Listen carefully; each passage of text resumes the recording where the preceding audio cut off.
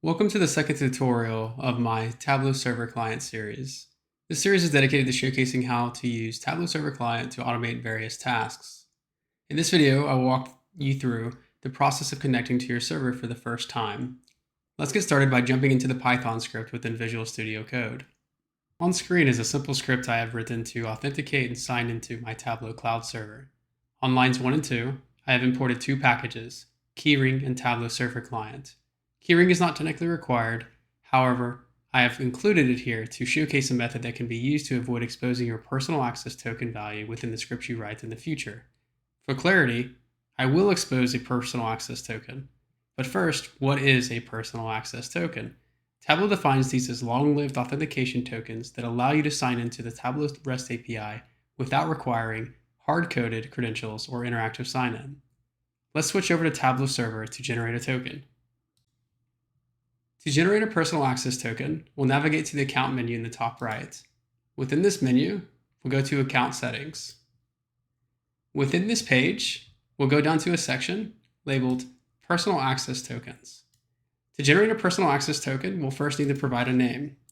For the purposes of this demo, I'll name this token Tableau Server Management. And to generate the token, I'll click Create Token.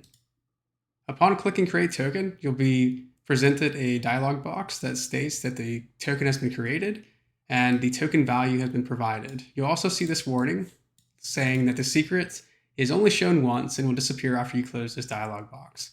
Copy and store it in a safe location. In this case, what we're going to do is we're going to take this secret or this token value and copy and paste it into our Python script. So let me do that.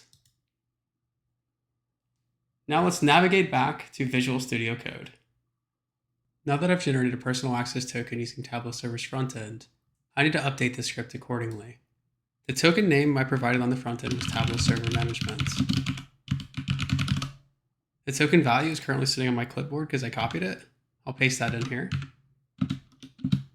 Next, I'll create an authentication object by providing three pieces of information: the token name, the token value, and the site ID. Your site ID can be found immediately following site and / within your server's URL. Notice mine is SQL short reads. The next thing I need to do is to create a Tableau Server Client object using my server's base URL. In my case, that's 10ax.online.tableau.com.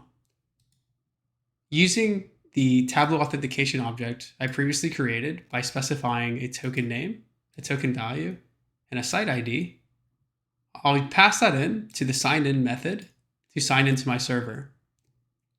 Upon signing into the server, I'll ensure that I'm using the most recent API version that's compatible with my Tableau server version.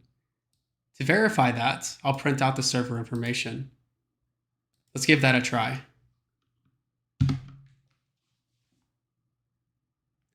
Notice that the script is executed successfully and that the server information has been printed out in my terminal. It states that the product version that I'm using is 2024.2.0, the build number is this, and the REST API version is 3.23, which is indeed the most recent Tableau Server REST API version. To verify the product version, we can simply go to my server, go up to the top right, and go to About Tableau. You'll notice that that matches, as does the build number.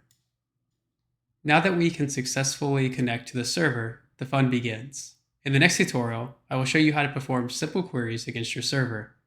But before I close this one out, I would like to quickly share 4 things with you that I struggled with when I first began using Tableau Server Client.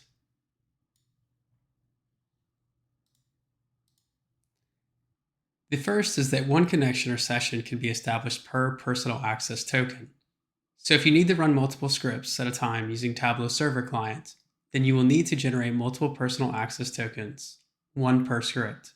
If you forget to do this, then executing a script while another script is still running using the same personal access token will cause the initial script to fail. The second is that when you are connecting to a default site, the site name does not need to be specified in the authentication object. Third, depending on your situation, you may need to disable certificate verification to connect to your server. I ran into this issue on my work machine, but not on my personal machine. And fourth, specify to use the highest compatible API version when connecting to your server to ensure you are able to use that version's features and endpoints. I hope that information helps you in case you run into similar issues while becoming familiar with Tableau Server Client. If you enjoyed this video, then please like the video and subscribe to my channel for notifications on future videos. Thank you again, and see you next time.